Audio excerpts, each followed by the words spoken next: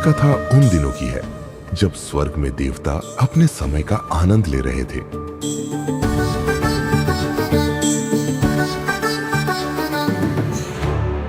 देवताओं की हंसी और मस्ती के बीच अचानक दो राक्षस भाई शुंभ और निशुंभ ने अपनी विशाल राक्षसी सेना के साथ स्वर्ग में प्रवेश किया। उनका इरादा था अपने भाई नमूची के बदले की खातिर देवताओं से युद्ध करना। देवताओं के भीतर भयंकर क्रोध जाग उठा। राक्षसों ने स्वर्ग में घुसकर हमला किया। यह एक महायुद्ध की शुरुआत थी।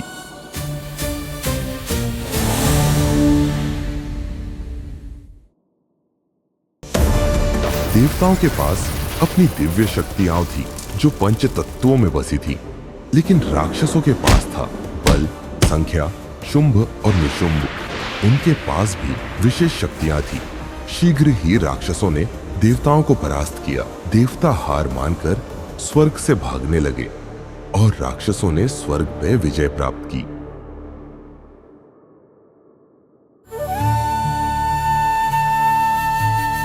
भयभीत देवता कैलाश पर्वत की ओर भगवान शिव से सहायता मांगने पहुंचे, लेकिन भगवान शिव तब गहरे ध्यान में थे। तभी देवी पार्वती प्रकट होती है। उनके दिल में एक गहरी योजना उभरती है।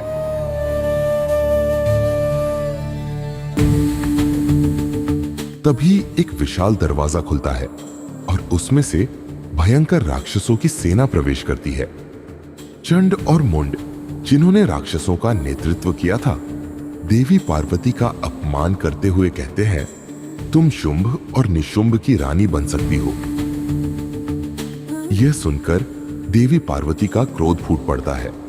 देवी पार्वती ने अपने अंदर देवी दुर्गा को समाहित किया और उसी क्षण वह एक विशाल, अंधकारमयी और विकराल रूप में प्रकट हुई।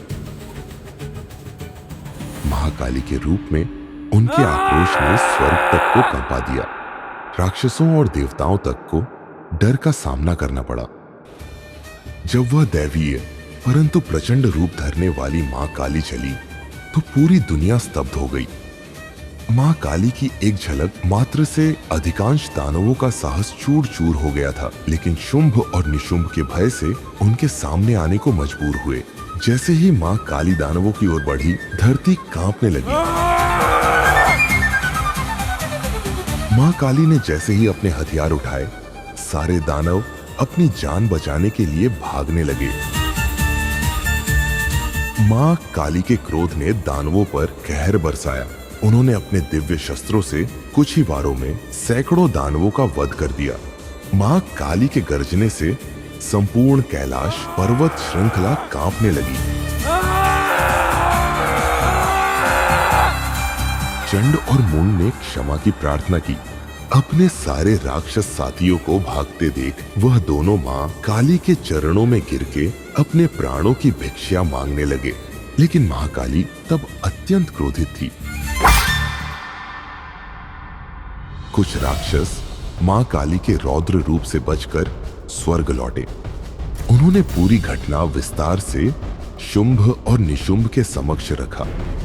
शुंभ और निशुंभ ने फैसला किया कि अब वे अपने सबसे खतरनाक सहयोगी, एक अद्वितीय राक्षस को बुलाएंगे। एक ऐसा राक्षस जिसे कोई भी पराजित नहीं कर सकता, जो न केवल समस्त देवताओं का बल्कि संपूर्ण ब्रह्मांड का विनाश कर सकता था। एक ऐसा युद्ध आने वाला था जो न केवल देवताओं के लिए बल्कि समस्त सृष्टि के अस्तित्व के लिए भी खतरे की घंटी बन चुका था।